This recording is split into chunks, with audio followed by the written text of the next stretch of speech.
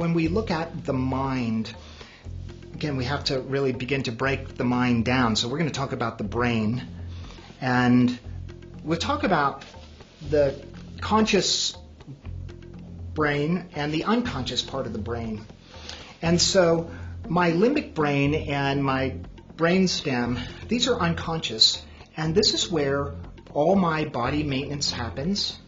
So right now my heart is beating, I'm breathing, I'm digesting some lunch, I'm regulating my body temperature, I'm blinking, and I'm not thinking about any of that. So this system of the brain stem that runs those systems is very dominant. So if a person gets injured and they're losing a lot of blood, this part of the brain will begin to shut down non-vital organs to keep blood going to the brain. I can't shut my kidneys off with my, I can't just say, okay, kidneys off, but this part of the brain can. My limbic brain, this is where I store all my unprocessed hurts, wounds. This is where my beliefs lie. This is the brain of base human emotion. So our sort of lower level emotions, and they often talk about fear, feeding, fighting, fornicating, those kinds of things, those happen in this limbic brain. Then we have the cerebral cortex, that's the thinking brain. So where I'm surfing the web and I'm looking for a recovery center, and that I'm using my thinking brain. The interesting part about that is that my thinking brain represents about 5% of my total brain activity. So we're having this discussion right now, and I think this is all that's happening, but my brain is doing a myriad of other things right now that are outside of my awareness. It's kind of like when you're writing an email on your computer later on tonight, and when I'm doing that, I think that's all my computer is doing, right? That's what's on the screen, but the background, in that background of the computer, it's checking programs and updating things and fixing things and putting in patches and checking spyware and all the things that are going on in the background that are totally outside of my awareness. And actually the majority of the computer's work is happening outside of my awareness. Well, that's what's going on in the brain as well. So when I go and have cognitive behavioral therapy, which, hey, it's great because it helps a person to reframe and begin to build a new construct. But if most of what's going on is in my unconscious mind, I'm not even aware of it to talk about it with my therapist. So we have to start digging into this unconscious program because that's what's driving our behavior. And so when we look at our brain basically gets programmed, and we talk about how the brain gets programmed. It gets programmed, most of it happens before we're 7 years old, in that time when everybody knows that little kids are like sponges, right? They're taking it all in. Well, they're taking in everything that they see and hear, and what they're doing is they're getting prepared to know what's okay and not okay. And the sooner that can happen for a living thing, the better its chances of survival. So whatever created us knows, hey, load them up with a lot of stuff so we can function in the world. The thing is that a brain that's young doesn't have the discernment to say, oh, no, that doesn't sound right. Oh, yes, I'll take that. No, I don't want that. Yes, I'll take that. So when we think about people that might be born into a prejudiced family, they'll have a dislike for people of another ethnic background before ever having had an experience of them.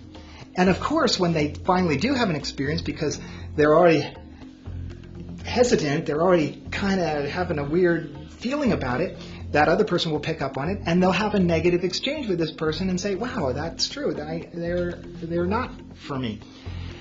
So why does this matter for recovery? Well, it matters for recovery because if my brain gets some trauma, or I have a situation, let's talk about, can we talk about trauma for a second? So trauma is a word now we hear a lot, and what trauma means is if we look at threats that happen, so we go into a fight or flight, that's built into all living things, so I can get out of trouble. And when I go to fight or flight, I just go there automatically. It's not that I think about it, I just go there. And that way I can react because, hey, if a lion coming at me, I don't want to sit there and go, wow, what a great specimen, I'll be lunch. So I'm going to get the heck out of there and then think about it. The interesting thing about that is that system happens all the time. I go to town and I get in a near-miss car accident. I'm very nervous, but I don't get hurt and nobody gets hurt, and by the time I get to town and I settle down, have a little cup of tea, I'm not going to be talking about that 20 years from now. If I have a situation that I can't resolve or I can't reconcile it in the moment, and I stay in fight or flight longer, that is going to cause a trauma. That's going to cause my brain to develop a strategy and analyze the situation, develop a strategy to deal with it, and that strategy then gets put back into my limbic brain. Just like an icon on my computer laptop screen, and whenever something similar happens, it clicks the icon and I relive that experience all over again. But sometimes I don't know that I'm reliving the experience. I'm just reliving the emotions of the experience. So what I'll do is I'll project that into the present moment. So I'm having a conversation with somebody. They click one of these icons in my brain. So I go into this fight or flight moment. I relive that old experience.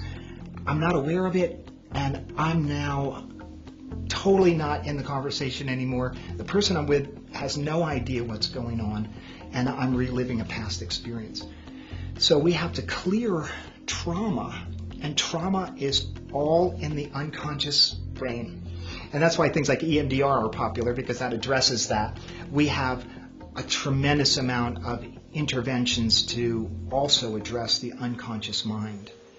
So if we look at how people get this whole thing about program, because sometimes people don't understand that, and a way we can begin to understand, we've heard many people when they get older say, I will never grow up to be like my mother or my father.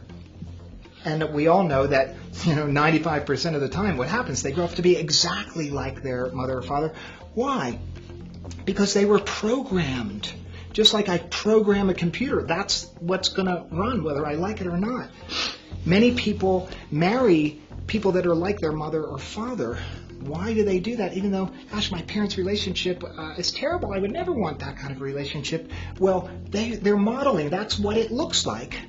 So that's what I think. That's what my brain is programmed, that that's what relationships look like. So I will go create one because that's the program. So when we start to understand how the brain works and these old programs, we can clear them, clear the trauma, and then we can be available for the present moment. Then cognitive behavioral therapy works as I'm going through this process of bringing things from my unconscious into my conscious mind. Now I can work on them, heal them, and create some beliefs that are now of more present time in my life, that are more in alignment with my current values.